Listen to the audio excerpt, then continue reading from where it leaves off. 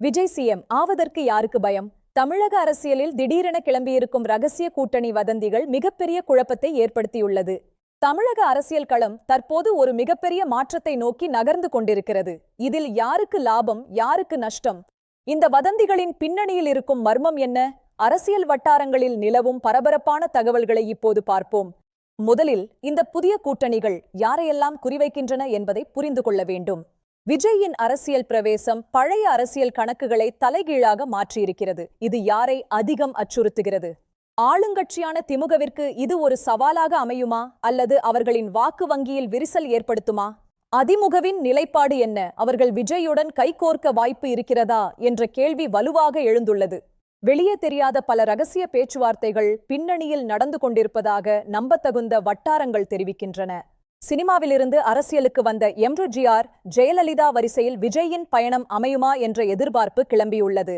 தமிழக அரசியலின் வரலாறு சினிமா பிம்பங்களை ஒருபோதும் நிராகரித்தது இல்லை. ஆனால் இன்றைய சூழல் முற்றிலும் மாறுபட்டது. விஜய் என சுத்தமான பிம்பம் அவருக்கு ஒரு பெரிய பலமாக பார்க்கப்படுகிறது. ஆனால் அரசியல் சதுரங்க ஆட்டம் மிகவும் சிக்கலானது. திரையுலகின் ஆதரவு மற்றும் பின்னணி பலம் அவருக்கு எந்த அளவிற்கு கை கொடுக்கும் என்பதையும் நாம் ஆராய வேண்டும். ஒரு சூப்பர் ஸ்டார் என்ற நிலையில் இருந்து ஒரு தலைவராக மாறுவது என்பது சாதாரண காரியம் அல்ல. விஜய் அதை எப்படி எதிர்கொள்கிறார்? இந்த குழப்பம் 2026 தேர்தலின் முடிவுகளை எப்படி மாற்றப் போகிறது என்பதுதான் தற்போதைய மிகப்பெரிய கேள்வி. மக்களிடையே விஜயின் செல்வாக்கு அதிகரித்து வருவது மற்ற கட்சிகளை ஆழ்ந்த யோசனையில் ஆழ்த்தியுள்ளது. இப்போது இந்த ரகசிய கூட்டணி குறித்த சில முக்கிய ஆதாரங்களை ஒவ்வொன்றாக ஆராய்வோம். கடந்த சில வாரங்களாகவே முக்கிய அரசியல் தலைவர்கள் ஒருவரை ஒருவர் ரகசியமாக சந்தித்து வருவதாக கூறப்படுகிறது. இந்த மௌனம் எதை குறிக்கிறது? ஒருவேளை இது ஒரு பெரிய புயலுக்கான அறிகுறியாக இருக்குமோ? குறிப்பாக கொங்கு மண்டலத்தில் நிலவும் அரசியல் சூழல் விஜய்க்கு சாதகமாக அமைய வாய்ப்பிருப்பதாக ஒரு தகவல் உலா வருகிறது. டெல்டா மாவட்டங்களில் விஜயின் வருகை எத்தகைய தாக்கத்தை ஏற்படுத்தும்? அங்குள்ள விவசாயிகள் யாரை ஆதரிப்பார்கள்?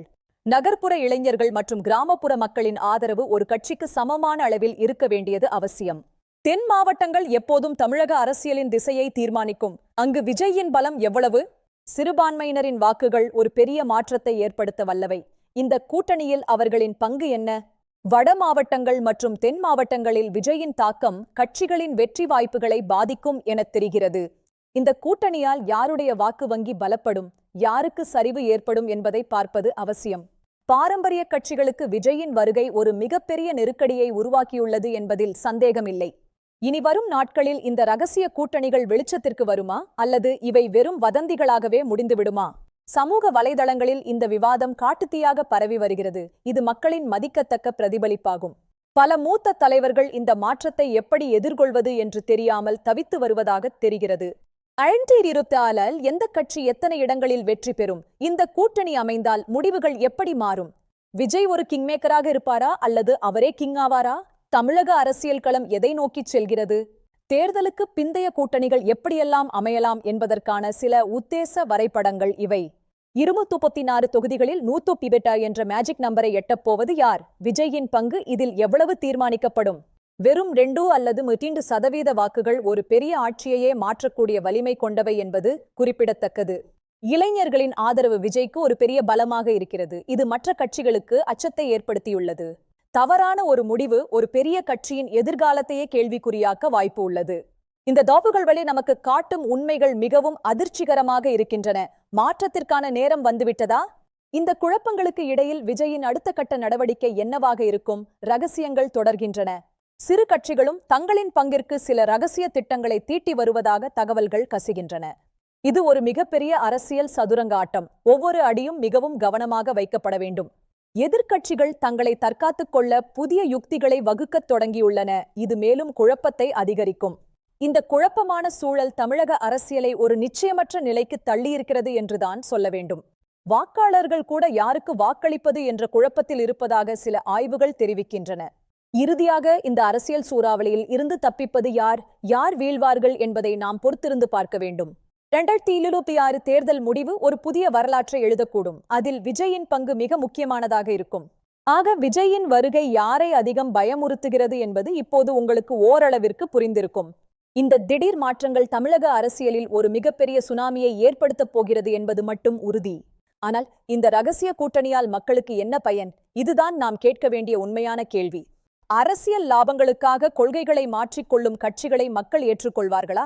தமிழகத்தின் எதிர்காலம் ஒரு முக்கியமான கட்டத்தில் உள்ளது. இதில் ஊழல் மற்றும் ரகசியங்களுக்கு இடமில்லை. மக்களின் தீர்ப்புதான் இறுதியானது. அது எந்த ரகசிய கூட்டணியையும் விட வலிமையானது என்பதை அனைவரும் உணர வேண்டும். காலம் மிகக் குறைவாகவே உள்ளது. ஒவ்வொரு அரசியல் நகர்வும் உன்னிப்பாக கவனிக்கப்பட வேண்டிய ஒன்று. இதுவரை நாம் பார்த்த தகவல்கள் அனைத்தும் ஒரு மிகப்பெரிய மாற்றத்தின் தொடக்கமே. ரகசியங்கள் மெல்ல உடையும். அரசியல் கட்சிகள் விழிப்புடன் இருக்க வேண்டும். இல்லையெனில் மாற்றத்தின் வேகத்தில் காணாமல் போக நேரிடும். யார் சிஎம் ஆவார்கள்? கூட்டணி யாருடன் அமையும்? இந்த ரகசியங்கள் இன்னும் சில நாட்களில் வெளிவரும்.